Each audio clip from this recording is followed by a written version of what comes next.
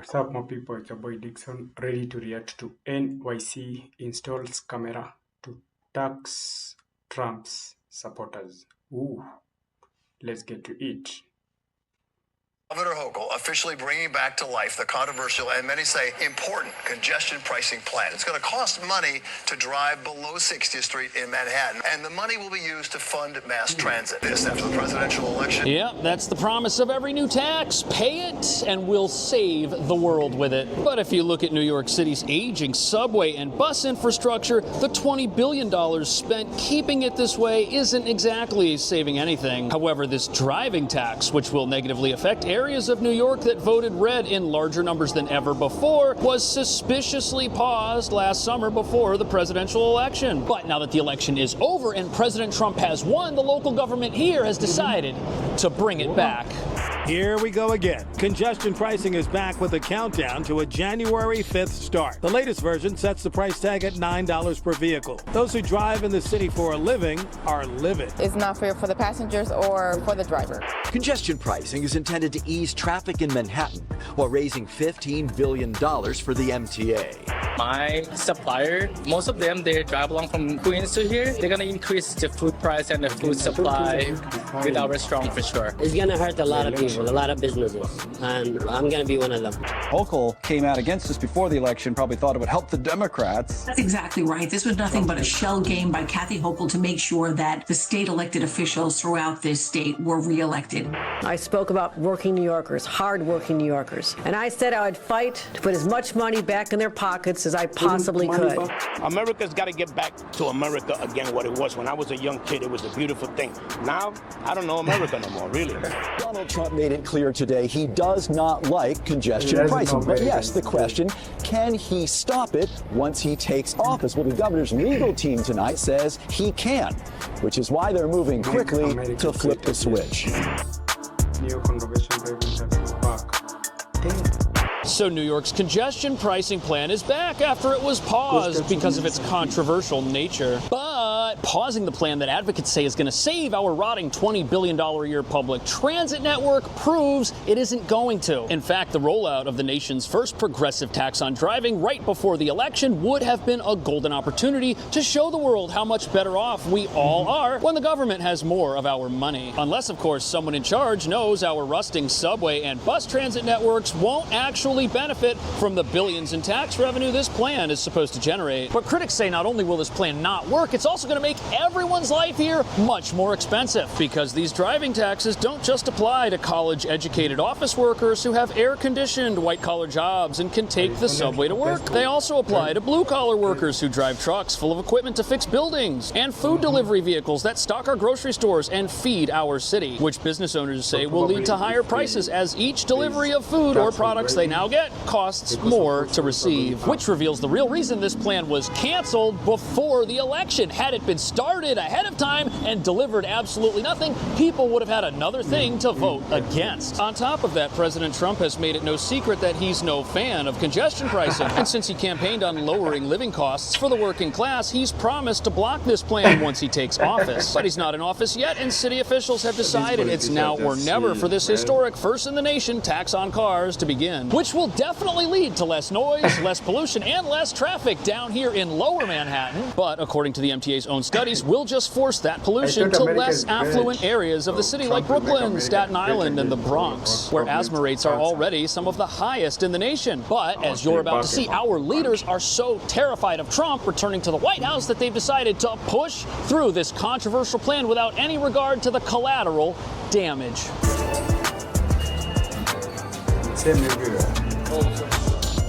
Once you get elected. So here we are in the New York City subway, or as I like to call it, the land of broken promises. Because even though this is the place where all the money from congestion pricing is supposed to go, it already gets $20 billion a year along with our buses and the other public transit stuff we have here, and it looks like an absolute disaster. Even though there's a city agency in charge of this place that's promised to take care of it and somehow isn't able to find the funds to do it. Yet this place obviously needs a lot of help, and the people in charge of our city want to get this plan enacted to see if it starts working before Trump comes into the White House and puts a stop to it as he's promised to do. Congestion pricing is expected to take effect on January 5th. slapping a $9 toll on most vehicles entering Manhattan south of 60th Street. Governor Kathy Hochul insisted today this was her plan all along.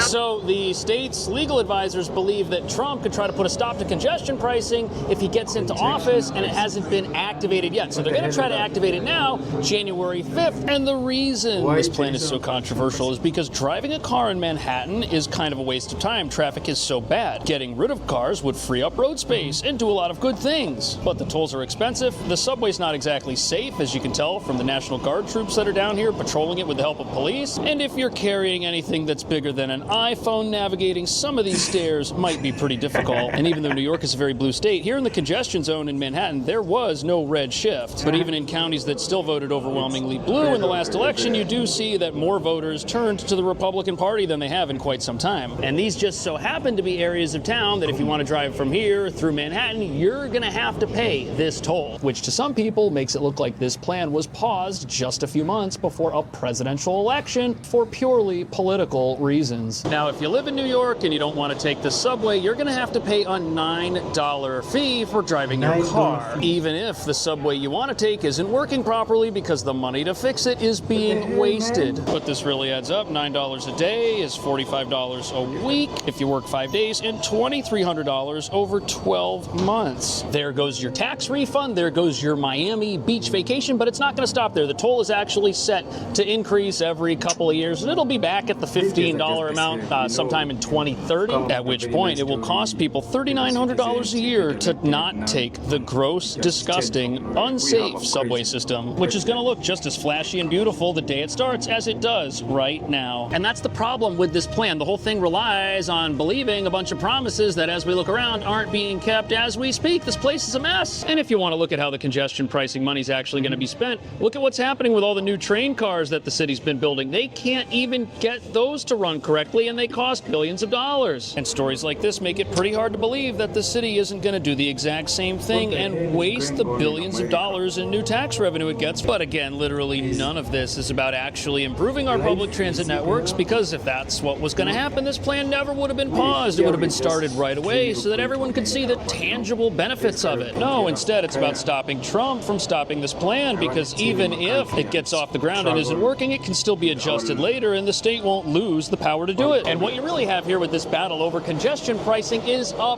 power struggle, and it looks like the state is probably going to win this one. I cannot add another burden to working and middle-class New Yorkers. But the governor struggled today to explain her abrupt decision to pause the plan while defending the new plan and attempting to sell the relaunch as a concession to working New Yorkers. It was $15 before, and now it is $9. That is a 40% reduction. So, in theory, a great public transit system would save the city and its residents tons of money, because these trains are always breaking down, there's rampant delays. Anyone who's ridden the subway will tell you it's a very unpleasant experience. But the problem is, we likely won't get a great public transit system out of this, because the one we have now isn't that great, and the same people will be in charge. Plus, any savings from public transit improvements could be offset by the fees everybody's now got to pay when they drive or when they buy anything, which now costs more because whatever you're buying came into that business on a truck, not the subway. But it's important to understand that the governor and the mayor, they're not anti-Trump per se. They've just got to get this congestion pricing thing going now if it's ever going to have a chance. And they're between a rock and a hard place, because obviously this place needs work, and this is the only way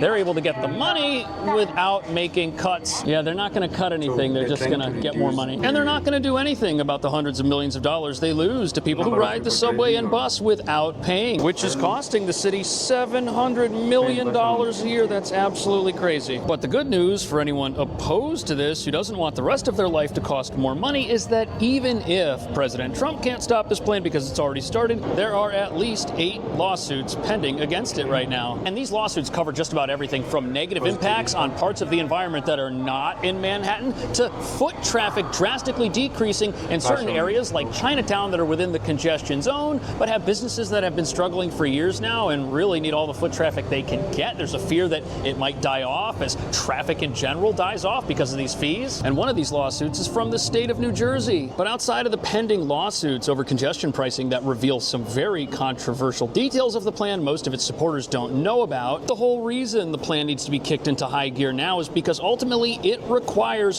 federal approval to begin. And the governor and mayor know that under the Biden administration, they're likely to get approval from this. Either way, some of these lawsuits reveal that the very people who are supposed to benefit the most from congestion pricing may actually suffer the worst because of it. But with this plan set to start in just a couple of weeks, many people are wondering if it's really going to improve everything you see down here right now, or if it will indeed be a business closing, job killing disaster.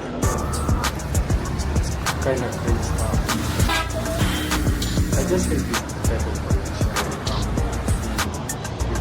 So when I first heard about congestion pricing, I thought that it was going to be great because obviously there is way too much traffic here. And obviously the subway is terrible. And on the surface, it seems like a great idea to get rid of the traffic and make the subway better. But it's not just that it looks unlikely for the subway to actually see any real improvements under this plan. The reasons why communities across the state and country are suing to block this aren't readily apparent to most people who just believe we'll get a better subway and that's it. And even though we keep hearing about how this plan is going to be great for businesses, many businesses are scared it might actually cause them to shut down. It's going to hurt a lot of people, a lot of businesses, and I'm going to be one of them.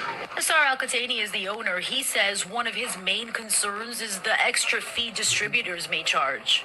Everything. Groceries, drinks, candies, like if they do that, that means it's going to raise all prices.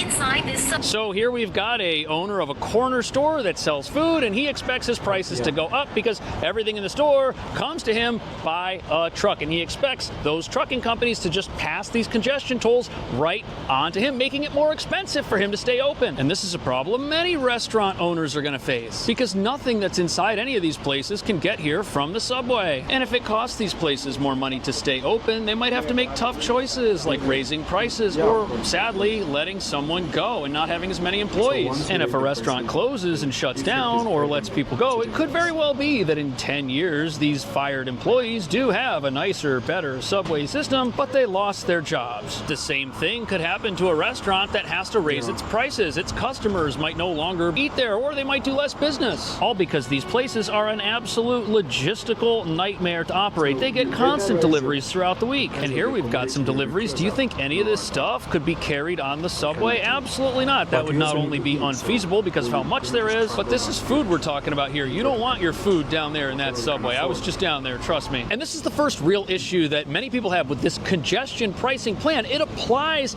to businesses who can't take advantage of public transit in any way. They're just gonna pay a price for existing. It would be a lot different if these fees only applied to people who worked in an office somewhere and didn't have to carry a whole lot of stuff. That would definitely get cars off the road. That would be better for emergency vehicles and response times, sure. But to make this apply to businesses that have no choice but to drive, that kind of seems unfair. And they pay more than a car does. It's like 20 bucks. Okay, $14 for small trucks and $20 for big trucks. But after all, this plan was designed by the people who run the subway. Of course they think it's going to be great. Of course they think everybody should use the subway. Why shouldn't they? They run it after all, and it needs more money, and if more people used it, they would have it. Think of a restaurant or a bar. They get so many different deliveries from various suppliers that are all coming into the zone. And we've heard that they're going to start adding a congestion fee surcharge on top of every single check that they're already bringing in. So if you're getting your food delivery, your beverage delivery, all of these things are going to happen. Now, I'm hopeful this doesn't happen, but when these readers get turned on and start